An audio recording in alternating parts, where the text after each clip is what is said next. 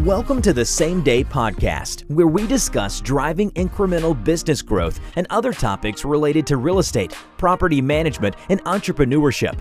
Now to the show at hand. Matt Zalk here. I'm the host of the Same Day Podcast, where I connect with top business experts and real estate leaders. Past guests include Brooke Reuter talking about contract for deed versus lease to own options, Scott Reeves of Chickasaw Community Bank talking about commercial banking options, and I recently spoke with Will Gilbrecht of Franklin Heating and Air in Northwest Arkansas about all things heating and air, including why home warranty companies aren't great for owners or investment property owners.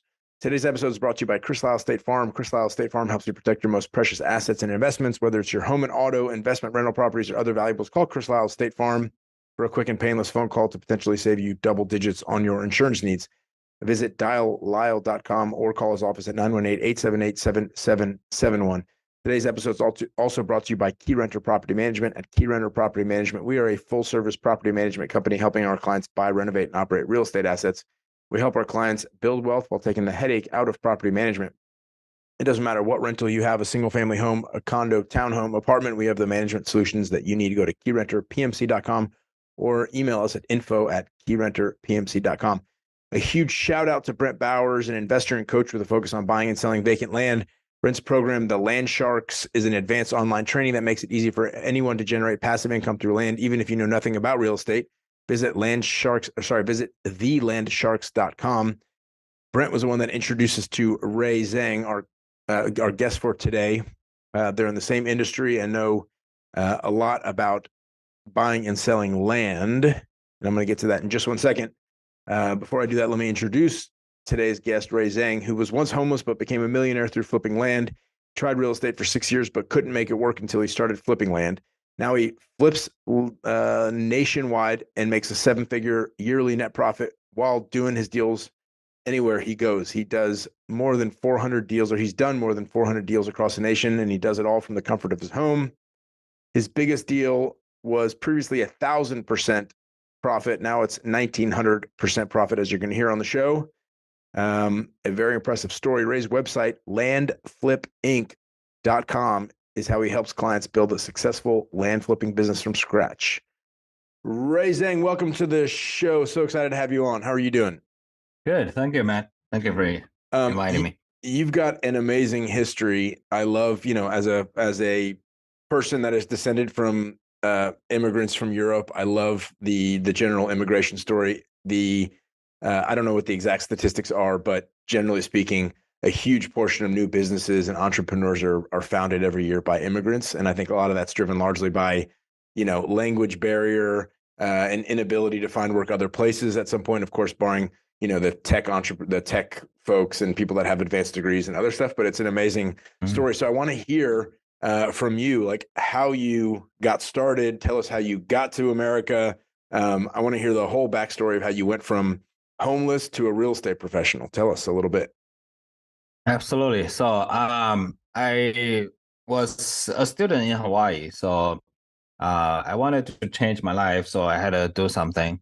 But, on the school, my parents gave me $4,000. That's all they had. And my dad was a taxi driver at China, and you know how much they earn, right? Very few. My mom was selling tickets on the bus, so not too much of income either. So they gave me $4,000. That's all they had. I don't blame them, but my mom definitely tried her best. And when I came here, I went straight to Apple Store. I bought a computer and an iPhone. I have like 2,400 left. And then I was like, what I'm going to do? So I gave to the first semester, and then that was it. And there are 3 semesters in a year. So I don't know how I can find the second one. So I just have to deal with it, I guess. And then I started to look for jobs. I later on find out that was illegal to do because they don't want us to work off the campus. But I did earn a whole lot of money because they pay like $15 an hour outside versus like $7 an hour in the campus. Right. So I got my second semester figured out, and that's how it went. How did you? Were you on a scholarship of some sort, or it was all cash pay? It was some sort of scholarship, but there's some cost. At least one semester, you need about $2 or $3,000. Yeah. How'd you figure out your second semester? What'd you do to make some money? So the third semester, I just struggling, and I start to eat one time a day, Wow. eat noodles one time a day, and then uh, just don't know what I'm gonna do. So I start to then flip cars, like I flip a lot of different free stuff, right? So I pick up stuff from the market. I just go to Craigslist and search for free stuff and flip them. Wow. So that kind of got the third semester done. Old fashioned entrepreneurship. What were you flipping? For example, you were flipping cars, you were flipping furniture, and how much time was it taking of your day? And were you able to study on the I side? didn't like study, so I just do that all the time. And then my car business got so big that the principal started to notice we have a lot of cars in the campus, and he was like, he was living in the campus, and one day Yeah. he came out. That was summer break. He was like, "What the hell? Why do we have so many cars?" And I thought everybody goes back to school, go back to home, and and then he hired the security to look at the footage, and there was me and an Asian guy running around doing the cars, just flip them, right? And he called me in. He said, "We have to let you go." Oh, wow. Yeah, and you have 21 days to sell those cars. That's what he told me. Wow. Yeah, we Did you had sell them? about we had about 80 cars. Wow. Yeah, and I got them all sold within 21 days. And did you make money on all the cars or did you lose some money? Some cars will lose money because we just do a trade into the dealers, right? So, but when they kicked me out, I had to go back to China, and then I went to a place I don't even know where, but it's not my hometown because I don't want my mom to find out. Yeah. So I went there for like 3 months, and then I came back with another visa. Um, and and then I just became homeless when I first came here. So were you living in a car or were you living on the street? How did that work? Yeah, I was living in the car for about 3 months. So I met my wife. Luckily she don't mind. I didn't have money, and I got Yeah. married. Yeah. Yeah, But you still had your computer and you still had your iPhone. absolutely. Yes. And were you able to use those to transition to something else? Yeah, so I just keep flipping cars, and then the car business is not too bad, and it became a little bit better. I started, rent a place, and then eventually I started to explore what's a better outcome than flipping cars, and then I find real estate. Okay, so tell us about your transition into real estate. You started out doing a single family, multifamily game? Yeah, single family, multi-family, I tried it all. But I was in Hawaii, so flip houses there is a little bit more hard, Yeah. like harder. So I didn't know how to do it. So it's been 6 years I've been trying. I was thinking to just give up and do something else. But then I find out land. That's when everything started to change. Yeah. So you've done 400 or more land deals, all from the comfort of your home. Tell Mhm. us about this 1,000% or nearly 1,000% deal. How did it come about? How did you find it? And then what did you do to it, if anything? And then how did you find a buyer for it? So that was kind of a couple months ago. So right now the record has been break. Right now Wow. it's 1,800% return. Wow. Okay. Tell us about the 1,000% deal. I love that you're setting new records all the time. Tell us about the 1,000% deal. So we, for land, a lot of people don't know about land. So because they don't know how much the land is worth. Uh, and one thing I find out is I have a lot of, very good house flipper in my program right now. And the one thing Yeah. they have to do a mindset change is they have to know, they have to change from, for the houses, you cannot offer too low. For a land, you can get a land super cheap. They have to do this mindset switch. Wait, so let me understand. You're saying if you're flipping a house, you have to make sure that you don't offer too low because people understand the value of the house. And if you offer too low, they feel offended. Yeah. They feel like you're lowballing them to a degree they're not willing to accept. And therefore, you can lose a deal theoretically by offering too low. But with land, there's no such thing as too low. Is that what you're saying? Absolutely. There's no such thing as too low. I got 3 land for free last year, and I sold them. Why would somebody give you land for free? Because it's a burden to them. Yeah. So I sent them an offer. Yeah. I sent them an offer for 8,000. They see the offer price. They just don't want it. They say, I don't want your money. Just take it. Right. So it's because why would somebody do that? Because the land gave them so much pain. And then they think there is no value. Absolutely. Wow. Even though you're offering them 8,000, they say, no, just take it. Please take this off my hands. And were there any liens on the land? Was there anything that you had to clear up in terms of quiet title after you bought the land? Just a couple hundred in back property taxes. That's it. Got it. Yeah. Wow. Okay. So back to the 1,000% deal. Tell us how you found the deal, how it came about. So we just do a direct mail, the same thing with houses, but the difference is we actually send out offers. So when we send out offers, there's a price on there. We normally offer about 40% of the land value. And then when the offer comes back, we actually negotiate again. Wow. So it's like double kill, right? So okay, so let's do an example. The land you think is worth $1,000. You send them an offer for $400. And they say, sure, I'd love it. Ray, I'd love to buy this. I'd love to sell this land to you.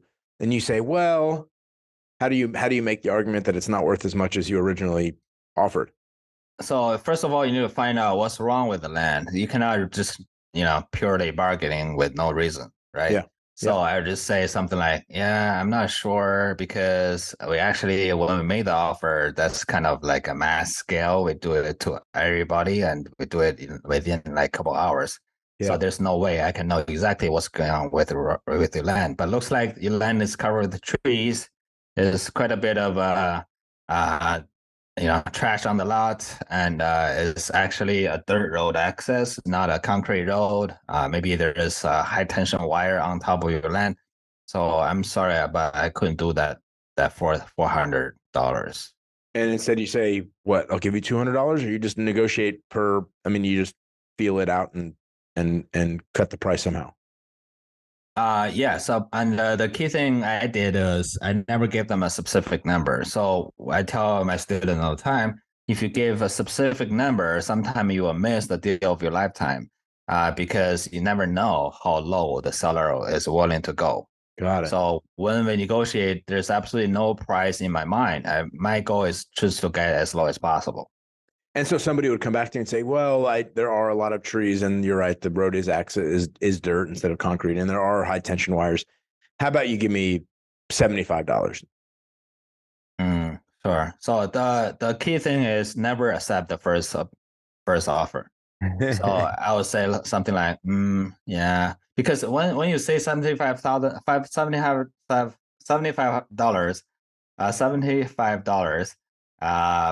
if I say, okay, let's do it, and then there's something going on like a seller remorse. Yeah. Right. So I would say something like 75. Yeah, I'm not sure. I think in that condition is something like 30 or 40 range. I don't know. What do you think the best you could do? Yeah. Interesting. Right. Okay. So the 1,000% deal, you were flyering, you were sending out mailers, and somebody called you back. Yeah, right. They call me back and negotiate. And how much did you buy that land for? I bought it for, I would say $2,000. And you sold it for 20. Yeah, sold it for 20. And recently I bought another one for 1,000, sold it for 19,000. Wow. Yeah. There you go. Yeah.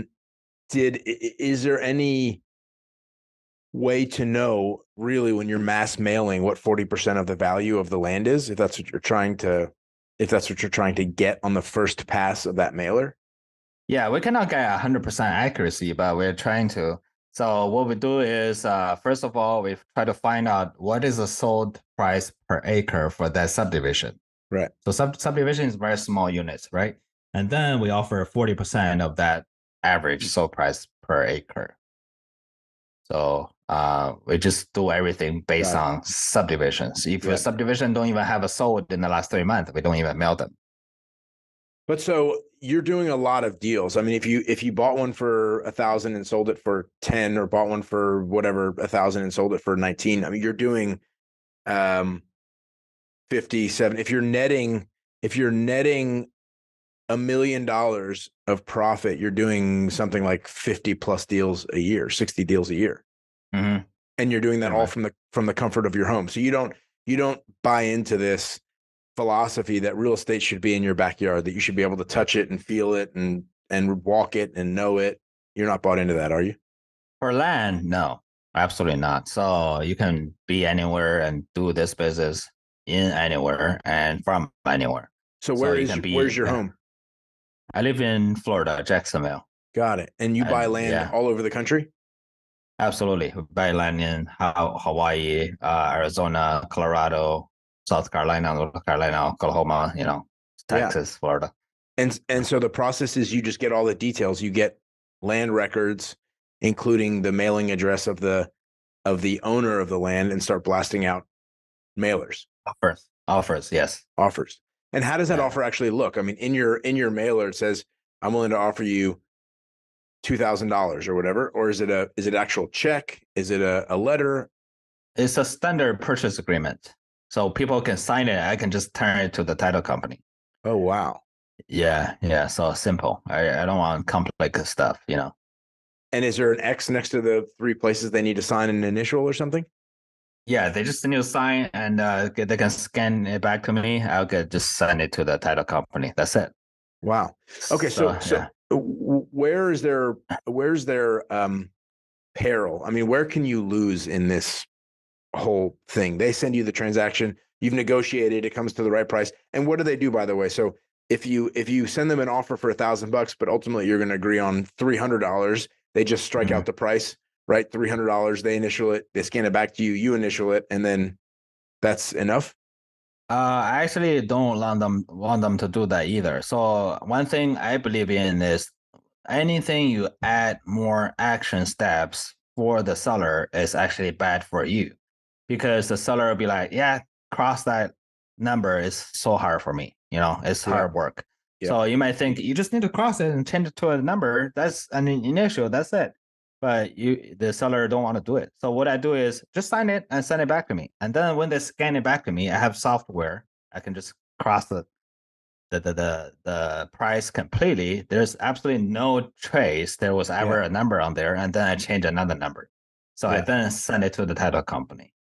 So, and you've never had a seller go, well, that was not the original price. That was not what we discussed.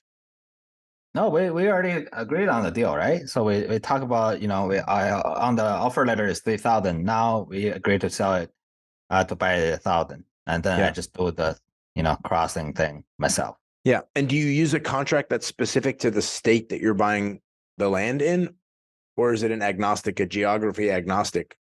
Yeah, it's a pretty standard purchase agreement to basically all of the states. But if your land is in California or Hawaii, that will be more paperwork needed, because most of the states, that's good enough.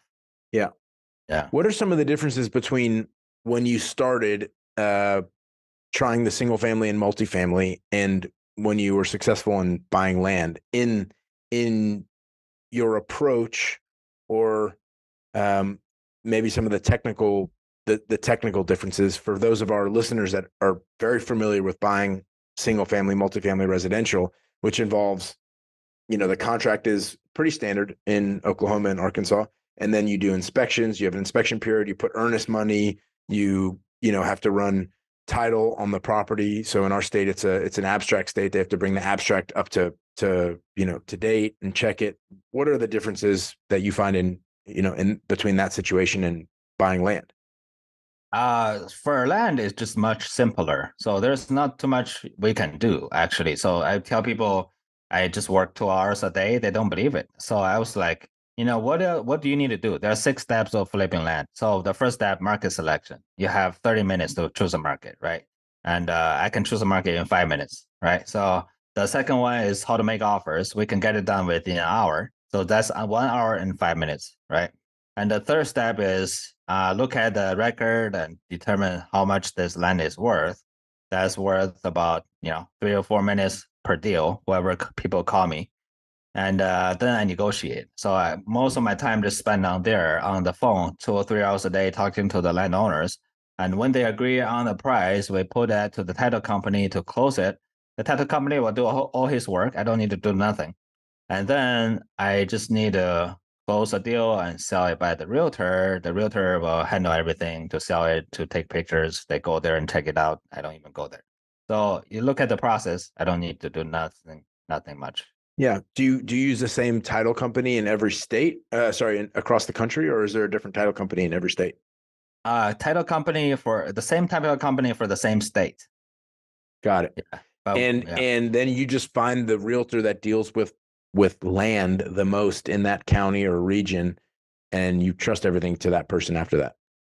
So the steps goes like, we first have to find out who actually sold land nearby. So I don't never go to search like Oklahoma County land realtors. I never do that. Yeah. So I just look at the same street, who sold land, and then I call him, and then I see he's good. And no matter he's good or not, I call 3 of them. Right. And I pick the best one. Yeah. Right. Interesting. When you're comping land and you're trying to determine what it's actually worth, and you look at the subdivision, do you ever not find comps? I mean, is there ever land, or is that part of the market selection that before you send offers, you have to know that there have been other land purchases in that area? Yeah, for the same county, at least have about 40 sold in that county. But sometimes you do have some small areas don't have a comp. So what you do is just go back to, instead of 3 months, you go 6 months or a year, right? Right. Yeah. Have you ever had any challenges where you thought you were buying one piece of land that was zoned a certain way, or maybe the one next door that you end up buying is zoned the same way as the comp, next door or 2 houses down, but it turns out that there are some land use restrictions, that there are water drainage issues or anything else that makes the property less valuable than you expected? Yeah, so that's why we need to talk to the realtors before we buy the land. So whenever we actually put the money to the land, we have to ask the realtor to drop by and validate for us. Right. And to see if there's any potential red flags. And so the realtor, what does the realtor generally charge for selling land? Is it a normally, standard? normally 6%, and some people go like 10%, but I would not go over that. I mean, because they're not making, if you're selling a piece of land for $20,000, they're not making a ton of money. 6% is $1,200, 10% is $2,000. They're doing a lot of work for not very much money, right? Not too much work, honestly. So they just need to go there, take a picture, and list it for sale. That's it. And people will come here and they can bid on it or make an offer. And the process with me is extremely simple, because whenever I talk to the realtor, I tell them I want my land to be the cheapest on the entire market. And then they just get it sold very quick. So for example, I sold 2 land last week. The first one I sold within 3 hours, posted on the MLS. The second one didn't even make it. The second one didn't even make it on the realtor MLS. had the buyer. It sold. Yes. Because you're making so much money on each transaction as a percentage, it's like you don't care whether it sells for 21 or 19. You're still making such a good margin that it doesn't really matter. You want just to go quickly. Yeah, so it all comes down to how much you bought it for. So negotiation is important. Does that mean that you're actually just flipping the contract in the end, or do you ever take possession of the land? I actually buy them. You do? Yeah. In some states, it's illegal to post that contract for sale on MLS, right? Got it. So have you ever lost money on a land deal where you bought it for, $2,000 and you couldn't sell it? Not yet. Not yet. So I just extremely careful before I buy it, and then hope for the worst before I buy it, and expect the best after I buy it. Yeah. What advice would you give what advice do you give to your clients that are part of the program at Land Flip Inc.? Like, what do you tell them when they're looking to enter the world of investments? What are the kind of initial steps to get started? I know you say the process is, select a market and all the other things that you said, but what if when they're scared and they've never done it and they are trying to get in, but just can't break through, what do you tell them? Yeah, sometimes I've been into doing business myself for so long. Sometimes I forget this feeling, which is the most important thing is you try to get it started and then you keep consistent. Because if you work for someone else, you try to jump into any things that you have to do it on your own. Sometimes it's a really scary thing to do, and Yeah. because I'm so used to it. So right now I don't even think about it. But sometimes if you're working for someone for so long, you try to do something your own. That's a commitment. How committed are you, right? So if you Yeah. just want to try it out, I don't suggest you come here. But if you're committed, do this consistently, mail consistently, and then this thing will probably change your life. What's the duration of consistency that you want somebody to commit to when they join your course? There's no duration. You just do it until it works. So I have a student. I guess the universe has a way to test everyone, and Yeah. just it depends on what's your weakness, right? So this guy mailed 10,000 the first month, no deal, right? And the What does second it month, cost? What does it cost to mail 10,000 usually? $6,000. Okay. Yeah. So normally I would have a lot of deals, or 10,000, but no deal for him the first month. Second month, 10,000, no deal. I was like, what's going on here? Is this something he did wrong? And or something I taught him wrong? I started to doubt, And but he has no doubts. Yeah. He just do it until it works, or he died, right? So the third month he got like 10 deals. The third month, Is that and normal? If you sent 10,000 mailers, would you get 10 deals or would you get more or fewer? fewer, yeah. Okay. So that's definitely like he got proven. He is qualified now, and he can get deals. And those 10 deals will probably net him more than 100,000 in profit. So Wow. Did he mail the same 10,000 people 3 times or did he mail 30,000 people? 30 different people, yeah, different counties. So some people that mail more on the single family side, they say you have to mail consistently for 6 months or a year. You mail every 6 weeks, the same address, right? The same person. You mail them every 6 weeks for 6 months, and then you mail them every, whatever, 3 months for another 6 months, and then you get the deals that way. Yeah, you can, but for land, people make faster decisions. So they either want it, or they want to keep it. So you And never mail the same person twice.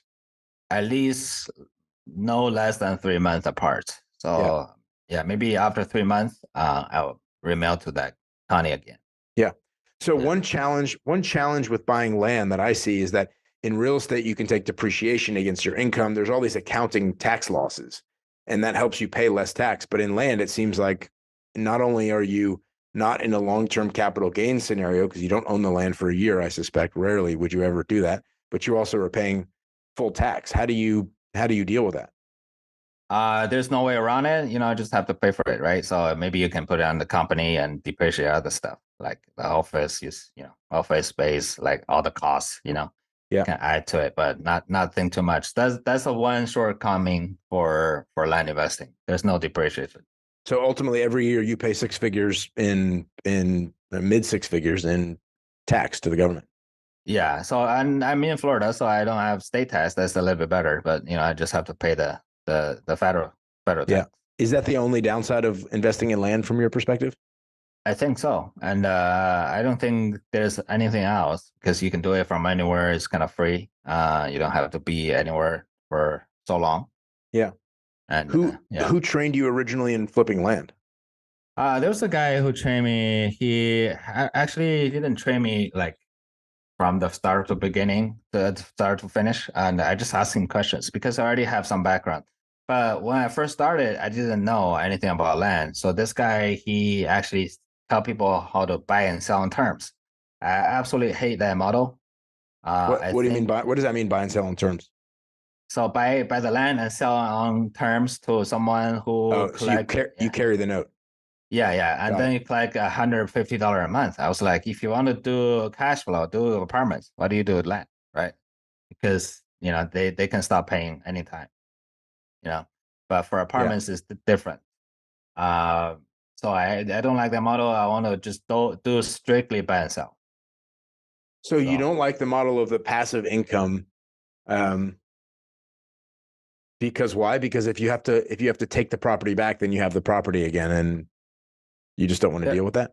There's just a lot of tire kickers. So for $150, You're wasting a lot of time.